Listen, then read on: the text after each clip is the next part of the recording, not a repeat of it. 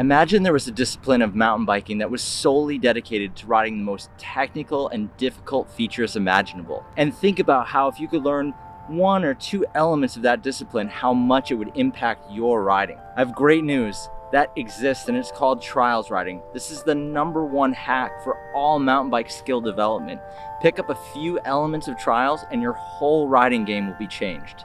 Wait a minute though, isn't trials all about special bikes with no seats? Sure, some of the most aggressive competition bikes are like that, but the main goal of the discipline is to ride your bike up and over obstacles without putting your feet down to balance yourself. Sounds familiar, right? In a way, it's the goal of every other form of bike riding. Trials riders are just doing this technical riding at such an advanced level that it almost doesn't look like bike riding. The riding you see online or at competitions can sometimes be so far beyond normal riding that most riders wouldn't even consider trying it, and that's a huge mistake. Back to my original point, learning some trials basics will substantially impact your level of riding. We spend so much time focused on getting our bikes dialed or even training cardio for big rides, but picking up skills from the trials library will make an even bigger impact than either one of those. I'm not saying you need to be hopping around on your back wheel or dropping off of huge ledges, but if we drill down to the core of the trials riding basics, there's a lot of useful stuff that can help us out. The beauty of it all is that most trials skills can be practiced just about anywhere, no trail required. Let's talk about the different ways that trials can impact your riding. We'll start with balance and wheel placement. A trials rider can track stand forever and has perfected correctional hops, which can help us put our wheels in the right place on the trail. When it comes to riding super narrow or technical lines, having a good sense of where your wheels are and the confidence to hold the line all the way through is by far the most vital component. Trials riders practice basic balance movements and moving their front and rear wheels around. Imagine being able to redirect either wheel at any given time in a wide enough range to give you a full 180 on the trail. You can see how this might be useful in a switchback scenario or any other tight space that you get into during your ride. Bike handling is another key element, and when I say this, I mean the balance points over each wheel. The more comfortable you get over your front or back wheel, the higher you can bunny hop and the steeper you can ride down confidently.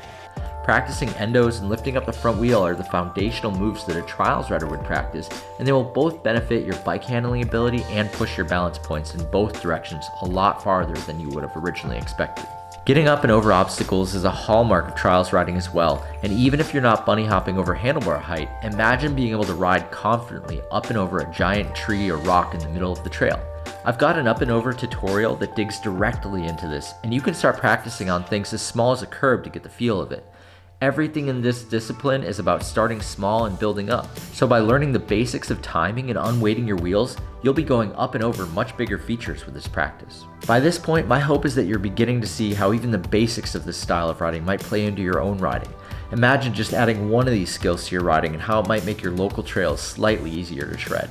So the main concern that I hear from people who want to ride trials but on their mountain bike, they're afraid they're going to smash this front chainring, they're going to bend it, or they're going to snap their chain or anything if they hit a rock or log. And that is totally fair. I understand that completely. But there is a really easy fix for this. You get an integrated bash ring like this. This is made by Wolftooth, and it's just real thin. It's an integrated spider that fits on SRAM, Raceface, and Shimano cranksets. And you can put a 32, 34, or 36 tooth chainring on here so it doesn't mess up your gearing setup that you already have. All it is, it's just a thin layer here that goes a little bit higher than your chainring and your chain would be, and it hits the rocks and logs first, and it doesn't do any damage to anything that you've got. So it kind of keeps everything intact.